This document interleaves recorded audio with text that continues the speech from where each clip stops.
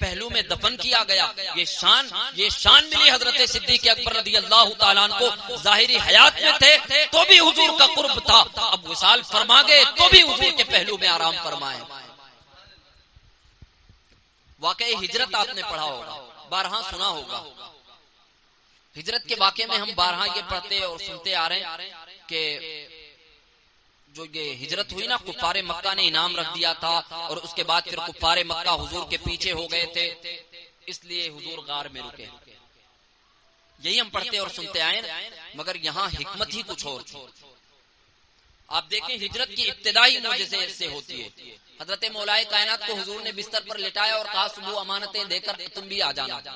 حضور کو معلوم ہے کہ ابو علی کو کچھ نہیں ہوگا. اس کے بعد پھر جب باہر نکلے تو کفار مکہ چاروں طرف سے گھیرے کھڑے تھے کاشان نبوت کو. مٹی اٹھائی اور آپ نے یاسین پڑھی اور ان پر ڈال دی. حضور نکل گئے, انہیں خبر تک نہ ہوئی. اس کے بعد پھر حضور جب آگے بڑھے, غار کے قریب پہنچے نا, تو حضرت صدیق اکبر نے عرض کیا یا رسول اللہ علیہ الصلوۃ والسلام پیچھے سے سراقہ آ رہے ہیں. حضور مطمئن تھے, کہا آنے دو. جب سراقہ قریب پہنچے کہا کس نیت سے آئے ہو؟ کہا انعام رکھا گیا ہے آپ پر, آپ کو گرفتار کرنے کے لیے آیا ہوں. آقا کریم صلی اللہ علیہ وسلم نے توجہ ڈالی, سراقہ کا گھوڑا زمین میں دھس گیا. گھوڑا زمین میں دھس گیا. معافی تلافی کی حضور نے چھوڑ دیا. ایک مرتبہ, دو مرتبہ, تین مرتبہ اس طرح ہوا. اس کے بعد جب سراقہ واپس جانے لگے نا, تو اتنا ہی نہیں, آقا نے یہ بشارت بھی دی کہ سراقہ تم مجھے گرفتار کرنے کے لیے آئے ہو, جبکہ میں تمہارے ہاتھوں میں سونے کا کنگن دیکھتا ہوں. اللہ اکبر.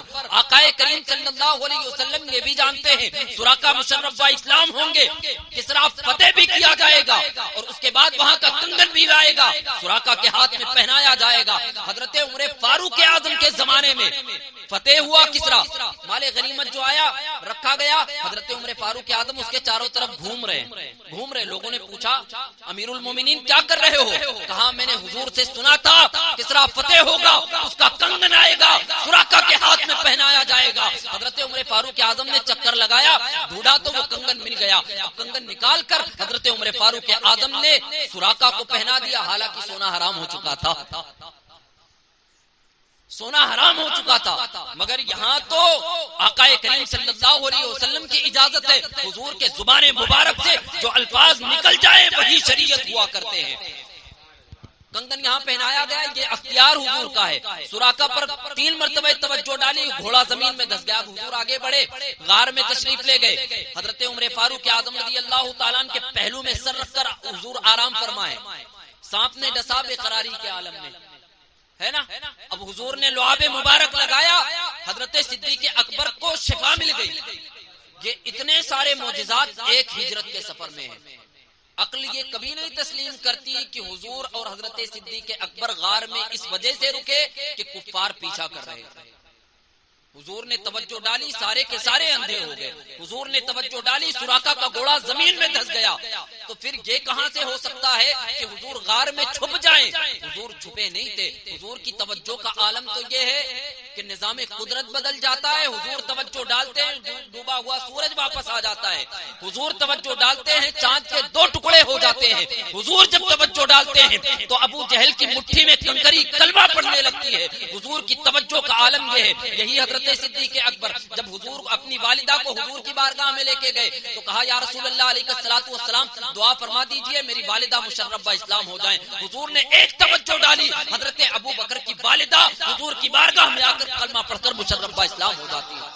یہ حضور کی توجہ کا عالم ہے. تو پھر کہاں سے ہو سکتا ہے کہ حضور غار میں کفار کی وجہ سے رکے؟ ایسا کچھ بھی نہیں. حضور وہاں رکے صرف اس لیے تھے کہ حضرت ابو بکر صدیق رضی اللہ تعالیٰ ابھی تک تمام صحابہ کے درمیان رہتے تھے.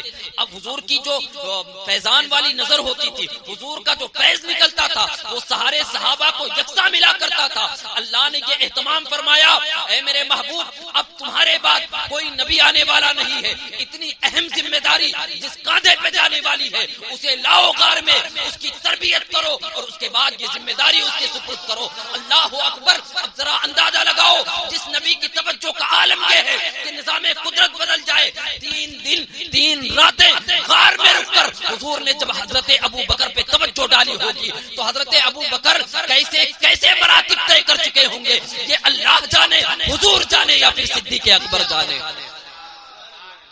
بیاں ہو کس زبان سے مرتبہ صدیق اکبر کا، حیار غار محبوب خدا صدیق اکبر کا. سبحان اللہ. یہ حضرت صدیق اکبر رضی اللہ تعالیٰ عنہ. یا رسول اللہ، یا رسول اللہ، زندہ باد زندہ باد زندہ باد زندہ باد. سبحان اللہ. ذرا آپ دیکھیں کہ یہ شان حضرت صدیق اکبر رضی اللہ تعالیٰ عنہ. قرآن پاک میں نا حضرت صدیق اکبر رضی اللہ تعالیٰ عنہ کی شان یہ ہے کہ اگر کوئی بکواس کرے تو اللہ حضرت صدیق اکبر کی تائید فرماتا ہے. قرآن میں آیت کریمہ ہے وَسَيُجَنَّبُهَا الْأَتْقَى الَّذِي يُؤْتِي مَالَهُ يَتَزَكَّى وَمَا لِأَحَدٍ عِندَهُ مِن نِّعْمَةٍ تُجْزَى إِلَّا ابْتِغَاءَ وَجْهِ رَبِّهِ الْأَعْلَى وَلَسَوْفَ يَرْضَى. اللہ اکبر. عادت کریمہ یہ تھی